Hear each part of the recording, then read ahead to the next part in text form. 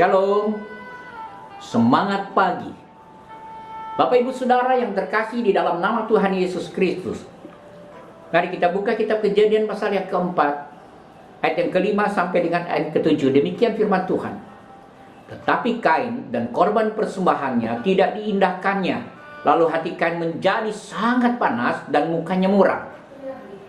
Firman Tuhan kepada Kain, mengapa hatimu panas dan mukamu muram? Apakah mukamu tidak akan berseri jika engkau berbuat baik? Tetapi jika engkau tidak berbuat baik, dosa sudah mengintip di depan pintu. Ia sangat menggoda engkau, tetapi engkau harus berkuasa atasnya. Saudara yang saya kasihi di dalam nama Tuhan Yesus Kristus, ketika emosi kita terganggu, ketika amarah di dalam diri kita menggebu-gebu, ketika saudara merasakan kekecewaan yang hebat, ketika saudara merasa diperlakukan tidak adil seperti apa yang dirasakan oleh Kain pada saat itu, nah saudara yang saya kasih, keadaan-keadaan ini juga bisa terjadi dalam hidup kita, sama seperti apa yang dirasakan oleh Kain. Nah saudara, mari kita bersama-sama mengingat ada satu hal yang penting di dalam hidup kita. Apa yang dilakukan Tuhan bagi setiap orang yang percaya kepadanya, sebagai anak-anak umat kepunyaannya. Apa yang dilakukan Tuhan kepadanya, sama seperti Tuhan melakukan Kain. Dengan sangat jelas ayat yang ke-6 dikatakan, firman Tuhan kepada Kain. Saudara, bukankah saudara sebagai umat Allah, ketika kita akan melakukan perbuatan dosa, Roh Kudus menyadarkan kita akan dosa kita. Roh Kudus akan mengingatkan kita akan kebenaran. Demikian saudaraku yang saya kasih, betapa penting kita tetap menjaga kepekaan kita terhadap suara Roh Kudus di dalam hidup kita, suara Roh Tuhan di dalam hidup kita. Bagaimana bisa terjaga? Saudara, nikmati firman Tuhan sebagai firman Tuhan yang berkuasa atas saudara. Terkadang kita belajar firman Tuhan setiap hari, kita mungkin baca firman Tuhan sekian pasal setiap hari. Namun seringkali kita tidak mengharapkan firman Tuhan berkuasa atas kita.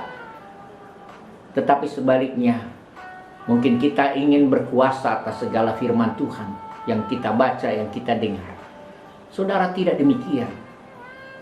Tuhan berfirman kepada Kain, supaya Kain mengindahkan firman Tuhan itu, supaya Kain sungguh-sungguh mau mendengar firman Tuhan itu, supaya Kain sesungguhnya bisa hidup lebih baik daripada keadaannya saat ini. Jadi saudaraku yang saya kasihi, ketika saudara ada dalam pencobaan hidup, ketika saudara ada dalam ujian-ujian kehidupan dan pergumulan hidup, biarkanlah firman Tuhan, suara Roh Kudus, di dalam kekuatan firman Tuhan yang saudara renungkan, saudara baca, saudara hayati itu berkuasa atas hidup saudara.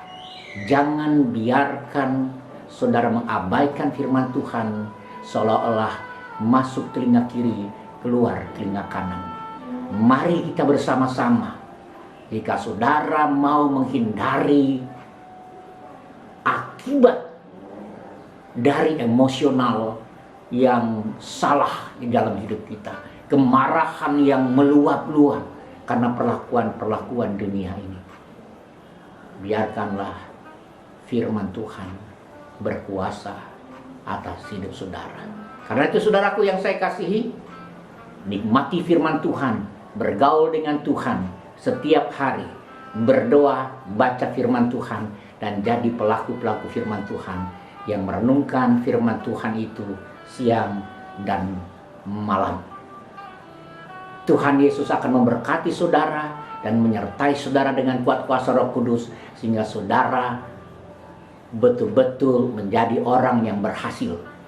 Karena firman Tuhan dengan sangat jelas mengatakan dalam Mazmur nomor 1, kalau kita merenungkan firman Tuhan itu siang dan malam, kita sama seperti pohon yang ditanam di tepi aliran air, yang pasti dia akan tumbuh dengan subur, berbuah pada waktu musimnya, dan apa saja yang diperbuatnya berhasil.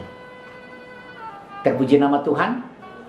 Jadikan firman Tuhan pegangan hidup kita, dari selama-lamanya sampai selama-lamanya.